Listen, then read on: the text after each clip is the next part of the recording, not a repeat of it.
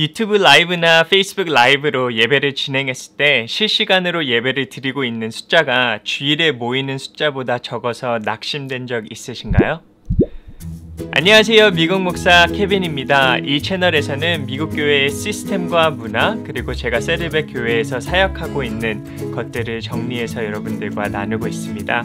혹시 제 채널에 처음이시라면 라이크와 구독 눌러주시고 또 아래 나가는 소셜미디어를 통해서 프렌드와 팔로우 해주셔서 더욱더 깊은 교제 나누었으면 좋겠습니다.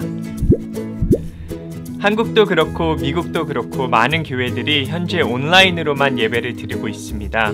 온라인 예배를 드리면서 가장 풀리지 않는 숙제 중 하나는 도대체 누가 들어왔는지 모르고 얼마나 들어와 있는지 모른다는 거죠.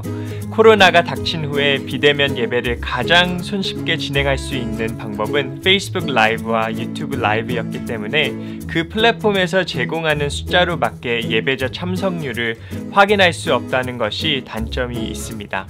온라인 예배자를 어떻게 파악할 수 있는지는 아직도 풀리지 않는 문제 중 하나인데 이 부분에 있어서 미국 교회에서 사용하는 몇 가지 방법을 소개하도록 하겠습니다.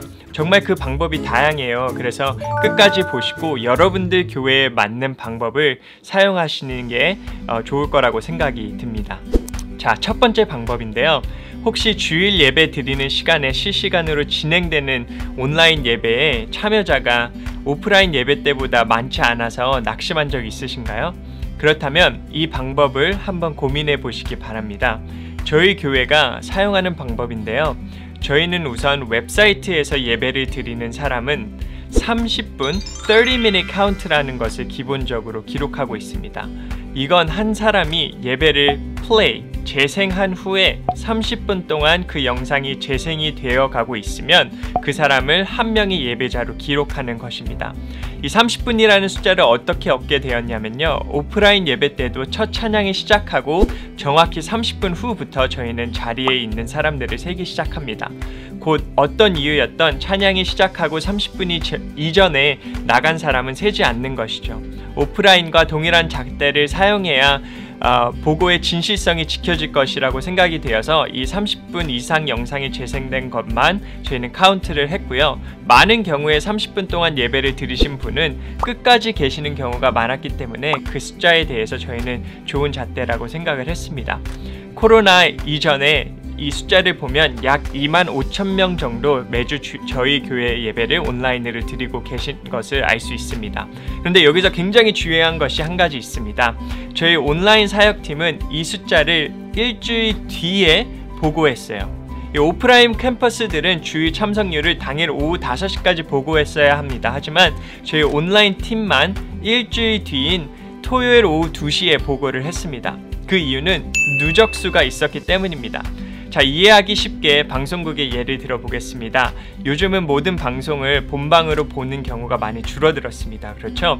스포츠 외에는 라이브로 보는 경우가 많이 없고 재방송을 본다거나 인터넷으로 원하는 시간대에 보는 경우가 많이 있죠. 그래서 방송국도 본방으로 보는 시청률을 기록하긴 하지만 누적 시청률을 기록하고 보고하게 되어 있습니다. 이 부분에 있어서 여러분들의 교회는 선택 아닌 선택을 하셔야 할 것 같습니다. 실시간으로 예배를 본 사람만 우리는 카운트할 것인가? 아니면 일주일이란 시간을 두고 예배를 라이브로 드리지는 못했지만 자신의 시간의 때에 드린 사람도 카운트를 할 것인가? 라는 질문을 해보셔야 할 것 같습니다. 이미 저희 교회는 후자를 선택했다고 말씀을 드렸는데요. 이미 이 고민을 수차례 해온 저희들의 이 방법을 선택한 이유를 말씀드리겠습니다. 우선 첫 번째는 위에서 잠깐 말씀을 드렸는데 스크린으로 무엇을 보는 사람의 비헤이비어, 이 시청 습관이 이미 많이 바뀌었습니다. 많은 경우에 본인이 정한 시간에 본인이 원하는 것을 보는 것이 지금 이 시대에 변해가는 흐름이죠.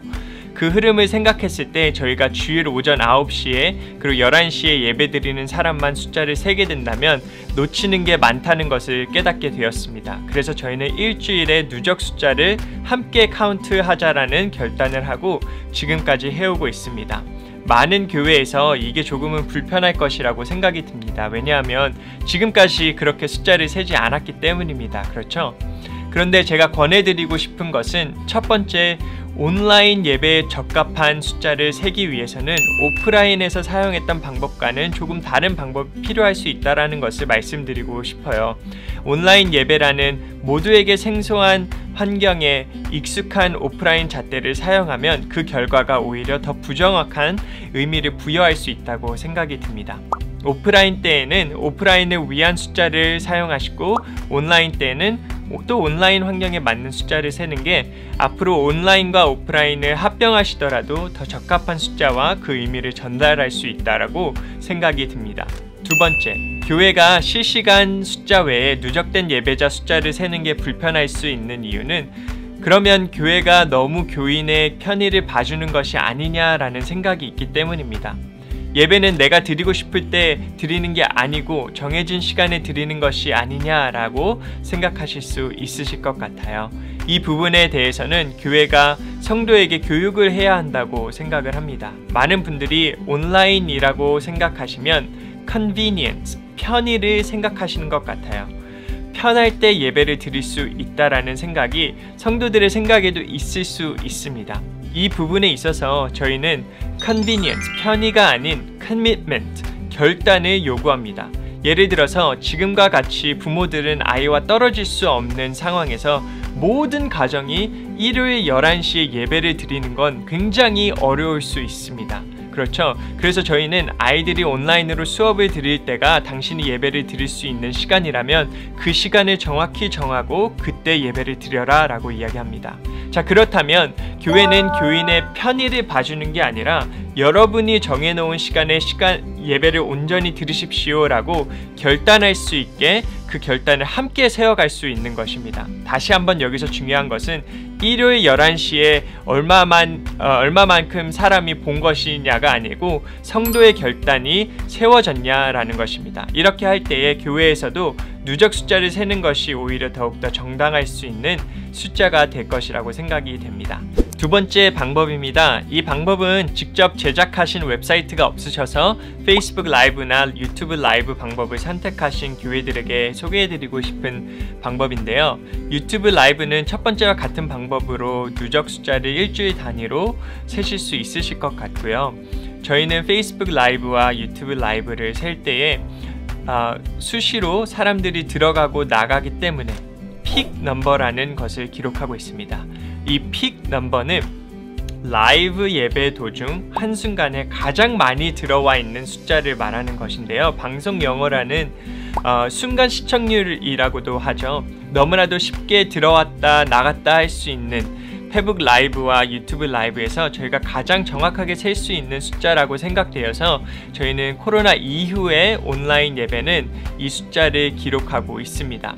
또 많은 교회들이 페이스북이나 유튜브에 코멘트를 남기어서 예배 드리고 있음을 확인하고 있는 방법도 있습니다. 여러분들은 이 방법에 대해서 어떻게 생각하시나요? 교회 교직원 입장에서는 가장 정확하게 숫자 파악을 할 수 있는 방법이면서도 성도 입장에서는 출석 체크하는 것 같은 환경이 조성될 수 있고 그러한 분위기가 되면 비대면 예배가 길어지는 것 같이 그 상황이 길어진다면 성도들에게 부담감으로 느껴지지 않을까라는 생각은 저에게 있습니다만 혹시 이 방법을 진행하고 계신다면 여러분들이 경험하신 장단점을 아래 코멘트에 남겨주시기 바랍니다. 온라인 예배자를 셀 때 또 어려운 것은 한 스크린으로 여러 명이 예배를 드리고 있다면 그 숫자는 어떻게 셀 것인가입니다. 그렇지 않다면 몇 명이 한 스크린으로 보고 있는지는 어떻게 파악할 수 있을까요? 이 부분도 가장 확실한 부분은 예배 재생 버튼을 누른 후 간단한 팝업 창을 통해 질문을 물어볼 수 있으면 가장 정확할 것 같습니다. 오늘 예배를 몇 명과 함께 드리시나요? 라는 이 질문을 간단히 하시면 정확히 한 명이 보는지, 두 명이 보는지, 네 명이 보는지 등 숫자를 파악하시는데 가장 정확하실 거라고 생각이 듭니다. 어느 교회는 사람들에게 설문조사를 했다고 해요. 스크린별로 평균 숫자를 내기도 합니다.